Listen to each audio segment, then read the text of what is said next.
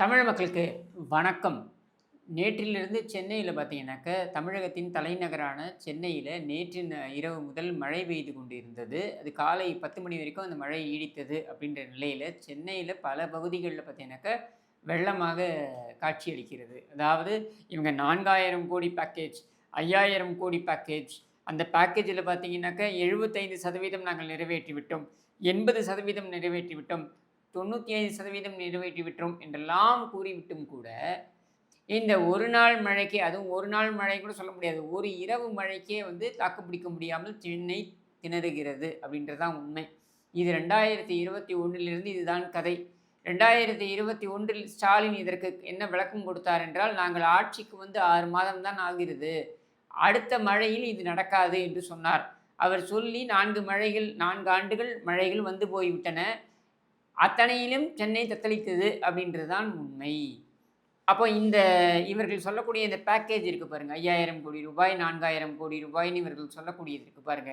இதெல்லாம் எங்க தான் போகுது அப்படின்றதற்கு போவதற்கு முன்னால், அதற்குள் செல்வதற்கு முன்னால், முதல்ல நம்ம வந்து பார்க்க வேண்டியது, இன்று காலை அதிகாலை 4 மணிக்கு தூய்மை பணியாளர் வரலட்சுமி என்பவர் கண்ணகி நகர், இந்த கண்ணகி நகர் என்ன அப்படின்னு பார்த்தீங்கன்னா, இது வந்து வட சென்னையிலிருந்து ஆக்கிரமிப்புகளாக இருக்கிறார்கள் அப்படின்னு சொல்லப்பட்டு, பூர்வகுடி மக்கள் என்று அறியப்பட்டவர்கள் அங்கிருந்து இடம்பெயர்க்கப்பட்டு அவர்கள் குடியமர்த்தப்பட்ட இடம்தான் இந்த கண்ணகி நகர்.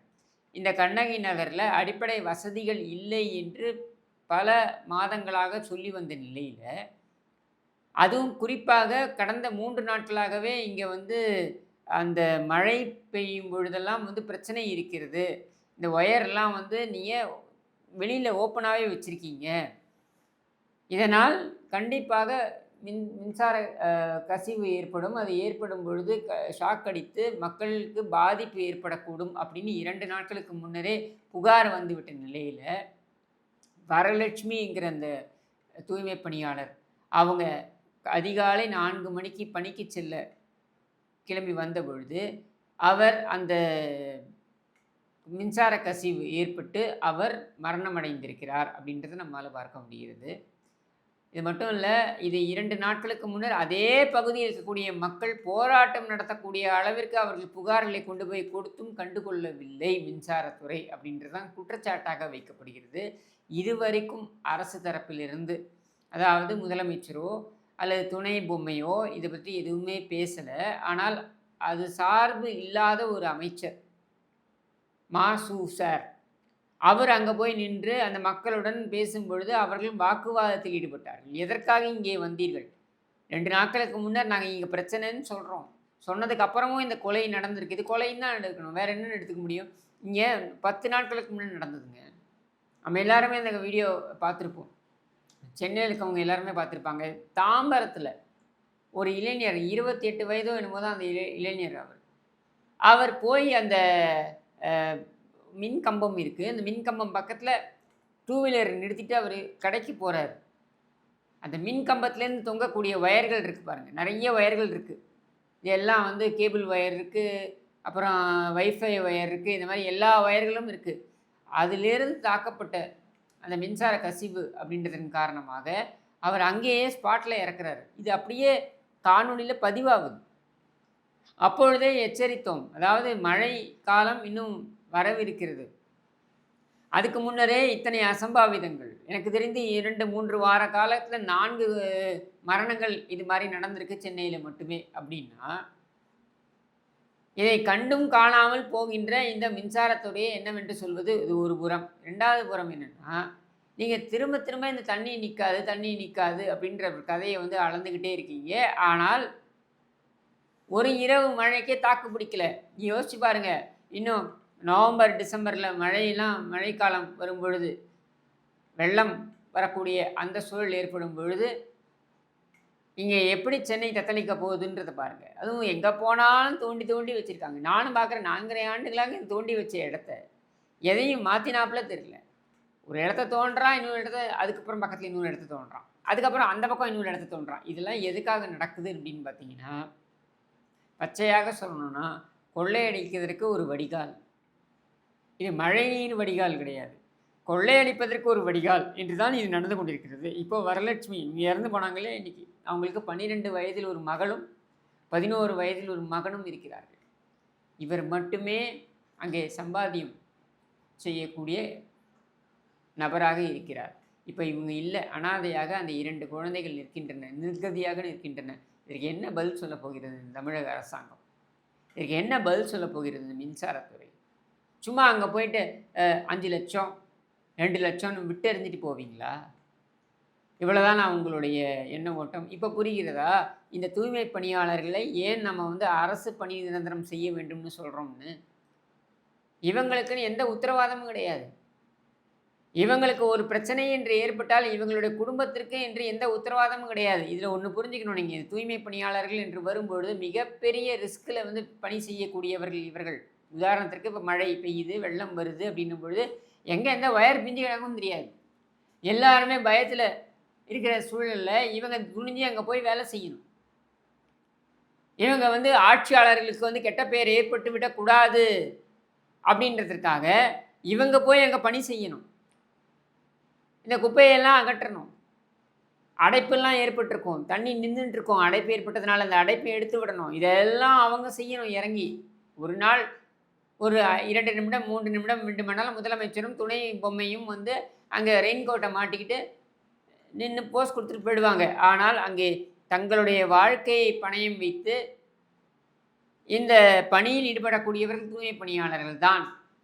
அவர்களுக்கு பணி நிரந்தரம் என்று கொடுக்க வேண்டும், அரசாங்கம் அந்த உத்தரவாதத்தை கொடுக்க வேண்டும் என்று சொன்னது எதற்காக என்பது இப்போதாவது புரிய வேண்டும்ல. இப்போ இதையெல்லாம் கடந்து இந்த தூய்மை பணியாளர்களுக்கு ஆதரவாக நின்ற மக்களுக்கு என்ன இவர்கள் செய்து வருகிறார்கள் பாருங்கள். இவங்களுடைய நோக்கம், இவங்களுடைய முழு கவனம் எங்கே இருக்குது அப்படின்றத பாருங்கள். அதிர்ச்சி அளிக்கக்கூடிய ஒரு தகவலை நேற்று சகோதரி நிலவுமொழி செந்தாமரை அவர்கள் பதிவு செய்கிறார். அவங்க சொல்கிறான், அவங்களோட பையன் படிக்கிறான், ஒரு பள்ளிக்கூடத்தில் படிக்கிறான். அவங்க சிங்கிள் மதர், அவங்க மட்டுமே அந்த குழந்தையை வளர்த்து வருகிறார். அப்படி இருக்கும் பொழுது அந்த குழந்தை படித்து கொண்டிருக்கிறது அந்த பள்ளிக்கூடத்தில் போய் காவல்துறையினர் விசாரணை மேற்கொள்கிறோம் அப்படின்னு சொல்லி டீட்டெயில்ஸ் கலெக்ட் பண்ணுறோன்னு போய் நிற்கிறாங்க. எங்கெங்கே போய் நிற்பீங்க?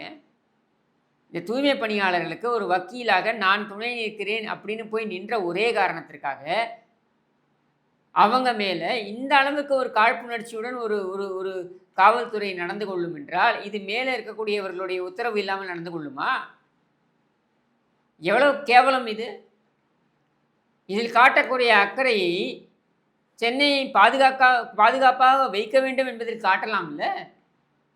அவங்க பதிவு போடுறாங்க, இது வரைக்கும் ஒரு சமூக சேவகரும் இந்த சோகால்டு சமூக ஆர்வலர்கள் இருக்காங்க பாருங்கள், இவங்க யாருமே இதை பற்றி கருத்து கூறலை. எப்படிங்க ஒரு சின்ன குழந்தையோடைய பள்ளிக்கூடத்தில் போய் விசாரணைன்னு பண்ணுவீங்க? அந்த பள்ளிக்கூடத்துடைய நிர்வாகம், பள்ளி நிர்வாகம் அதுக்கப்புறம் அவங்களுடைய இவங்க நிலமொழி அவர்களை தொடர்பு கொண்டு இந்த மாதிரி விசாரிக்கிறாங்க, பிரச்சனை கொடுக்குறாங்க, நீங்கள் உங்கள் குழந்தைய பத்திரமா கூட்டிகிட்டு போங்க அப்படின்னு சொல்கிறாங்கன்னா அந்த குழந்தைக்கு எவ்வளோ அழுத்தம் கொடுக்குறீங்க? ஒரு குழந்தைய கூட விட்டு வைக்க மாட்டீங்க. இவ்வளோ கேவல பிறவிகளா நீங்கள்? ஏன் உங்கள் வீட்டிலலாம் குழந்தை இல்லையா? உங்கள் வீட்டில் இருக்கக்கூடிய அந்த இன்ப நிதி அப்படின்றவனை ஏர்போர்ட்டில் 2 கேள்வி கேட்டான்னு உடனே அப்படியே முதலமைச்சர் தன்னுடைய கான்வாய் காரை திருப்பி நேர ஏர்போர்ட்டுக்கு விடுறா காரை அப்படின்னு சொல்லி அங்கே போய் என் பையன் என்னுடைய பேரனை எப்படி கேள்வி கேட்கலாம் அப்படின்னு சொல்லி கூட்டு போக தெரியுதுல்ல. அதே தான் மற்ற குழந்தைகளுக்கும் இன்னைக்கு அந்த பெண்மணி இறந்து போயிருக்காங்களே அவங்களுடைய குழந்தைகள், அந்த வரலட்சுமி என்கிற அந்த பெண்ணுடைய குழந்தைகள் 12 வயது 11 வயது அந்த குழந்தைகள் அனாதையாக நிற்கின்றன. உங்கள் குடும்பத்தை போல 50 தலைமுறைக்கு 60 தலைமுறைக்கு சொத்து சேர்த்து வச்சுருக்காங்களா? அவங்க மட்டும்தான் ஏதோ சம்பாதிச்சிட்டு இருந்தாங்க. இப்போ அந்த பணமும் கிடையாது. அந்த குழந்தைகள் எப்படி வாழ்க்கையை நடத்தும்? அந்த குழந்தைகளுக்கு ஆதரவு யார்? அது மாதிரி இப்போ நிலவுமொழி செந்தாமரை என்பவர் தன்னுடைய வக்கீல் தொழிலை வைத்து அவருடைய குழந்தையை வளர்த்து வருகிறார். அப்படின்ற நிலையில் அவங்க அந்த தூய்மை பணியாளருக்கு ஆதரவு தெரிவித்தாங்கன்ற ஒரே காரணத்திற்காக அவங்க பள்ளிக்கூடத்தில் அந்த குழந்தை படிக்கக்கூடிய பள்ளிக்கூடத்தில் போய் நிர்பந்தம் கொடுக்குற அளவுக்கு நீ காவல்துறை அனுப்புறிய. நீ எல்லாம் ஜனநாயகம் பற்றி பேசலாமா? நீ எல்லாம் மற்றவர்களை ஃபாசிசம் என்று சொல்லலாமா? நீ எல்லாம் கருத்துரிமை பற்றி பேசலாமா? வெக்கமா இல்லை ஸ்டாலின் உனக்கு? வெக்கமா இல்லை உதவாநிதி ஸ்டாலின் உனக்கு? நீயெல்லாம் எதுக்கு ஆட்சியில் உட்கார்ந்துருக்கணும்? சோறு தின்ற கும்பலாக இருந்தால் உரைக்கணும். நீங்கள் அந்த கும்பலே கிடையாது என்பதனை நொடிக்கு ஒரு முறை நிரூபித்து கொண்டே இருக்கிறீர்கள் அப்படின்றது தான் இது எல்லாமே நமக்கு உணர்த்தி கொண்டிருக்கின்றன. ஆனால் ஒன்றை புரிந்து கொள்ளுங்கள், சென்னையை பொறுத்த வரைக்கும் ஜிசிசி கிரேட்டர் சென்னை கார்ப்பரேஷனுடைய அந்த வசூல் இருக்குது பாருங்கள், இவர்கள் ஏற்படுத்தக்கூடிய அந்த வசூல், அதை ஏற்படுத்துவதற்கான வாய்ப்பு இருக்கக்கூடிய வசூல் தொகை என்பது பல்லாயிரக்கணக்கான கோடி. அந்த பல்லாயிரக்கணக்கான கோடி என்பதனை முறையாக, அதாவது கொள்ளையடிச்சிட்டு போ, 10%ஓ 15%ஓ கொள்ளையடிச்சிட்டு போ, மிச்சம் 80%ஓ 85%ஓ ஒழுங்காக செலவு பண்ணியிருந்தா சத்தியமாக சொல்கிறேன், இந்த பிரச்சனையில் முக்கால்வாசி பிரச்சனையை தீர்க்கலாம். அத்தனை 1000 கோடி இங்கே பொழுகிறது. ஒன்றுமில்லைங்க, ஜிசிசியோடைய கான்ட்ராக்டில் 800 கோடி ரூபாய் ஒதுக்கியிருக்காங்க. எதுக்கு? இந்த பப்ளிக் டாய்லெட்டு, பொது கழிப்பிடத்திற்கு. அதில் பார்த்தீங்கன்னா வெறும் 100-150 கோடி ரூபாயை செலவழித்து 700 கோடி ரூபாயை அடிச்சுன்னு போகிறான் ப்ரைவேட் கான்ட்ராக்டர். அந்த ப்ரைவேட் கான்ட்ராக்டர் என்ன சொல்கிறான்னா, எங்களுக்கு வராதுங்க, எங்களுக்கு எதுவுமே வராது. இடைத்தரகர்களாக இருக்கக்கூடியவர்கள், இந்த அமைச்சர்கள் பக்கம் இருக்கக்கூடிய இடைத்தரகர்கள் இவர்களை அடிச்சுன்னு போகிறாங்க. நாங்கள் என்ன பண்ண முடியும்னு கேட்குறாங்க. நியாயமான கேள்வி தான். ஏன் சேகர் பாபு கொள்ளையடிக்கிறதா, KN நேரு கொள்ளையடிப்பதா, மாசூர் சார் கொள்ளையடிப்பதா, யார் கொள்ளையடிப்பது அப்படின்றதுல போட்டி நிலவுகிறது. இது நடுவில் பிரியா என்கிற செட் ப்ராப்பர்ட்டி. இப்படி இவர்கள் போட்டி போட்டுக்கொண்டு கொள்ளையடிப்பதற்கு மட்டும்தான் சென்னையை பயன்படுத்தி கொள்கிறார்கள். இதற்கு சென்னையை சுற்றி இருக்கின்ற பகுதிகள் அப்படின்னு 37 தொகுதிகளை அப்படியே சொலையாக தூக்கி திமுக கொடுக்குறீங்களே, கொடுத்ததுனால என்ன பயன்? யோசிச்சு பார்த்தீங்களா? இப்படி திமுகவின் கோட்டை என்று சொல்வதனால் இங்கே சென்னை மக்களுக்கு என்ன கிடைத்தது? அடி உதைனா அந்த உதவாக்கரை இல்லை, உதைக்கிறது. அடி உதை, கேள்வி கேட்டால் வழக்கு, இதான் கிடைத்திருக்கிறது. இதுக்காகவா நீங்கள் வாக்களித்தீங்க? இதுக்காகவா இவர்களை இந்த சென்னை தங்களது கோட்டை என்று சொல்ல வைத்தீர்கள்? யோசித்து பார்க்க வேண்டியது, யோசிக்க வேண்டிய இடத்தில் இருக்கக்கூடியது மக்கள்தான். இன்னும் மழைக்காலம் வரவிருக்கிறது. நான் திரும்பவும் சொல்கிறேன், வந்தால் சென்னை தத்தளிப்பது உறுதி. இவங்க தலைகீழ் தண்ணி குடித்தாலும் இனிமேல் மாற்ற முடியாது. ஏன்னா இன்னும் 7 மாதத்து தேர்தல் வரவிருக்கிறது. இவர்களால் எதையும் பார்க்க முடியாது. இனிமேல் நிதி ஒதுக்கி இனிமேல் சரி செய்ய முடியுமானா அதுவும் முடியாது. அப்போ இந்த வருஷம் தத்தளிக்கப் போவது உறுதி என்பதனை இப்பொழுதே புரிந்து கொண்டு அதற்கேற்றார் போல உங்களை நீங்கள் பாதுகாத்து கொள்ளுங்கள். இந்த அரசு நமக்கு நிற்காது, இந்த மீடியா நமக்கு நிற்காது, இந்த சமூக ஆர்வலர்கள் நமக்கு நிற்க மாட்டார்கள். அப்போ நாம் தான் நம்மை காத்துக்கொள்ள வேண்டும். அதனால் நாம் நம்மை காத்துக்கொள்வோம். அடுத்த தேர்தல் வரும் வரையிலாவது காத்துக்கொள்வோம். அதுவரையில் உயிருடன் இருந்தால் அந்த தேர்தலில் இந்த அயோக்கியர்களுக்கு மீண்டும் வாய்ப்பளிக்காமல் இருப்போம் அப்படின்றத ஒரு நம்பிக்கையாக கூறி விடைபெறுகிறேன். நன்றி, வணக்கம்.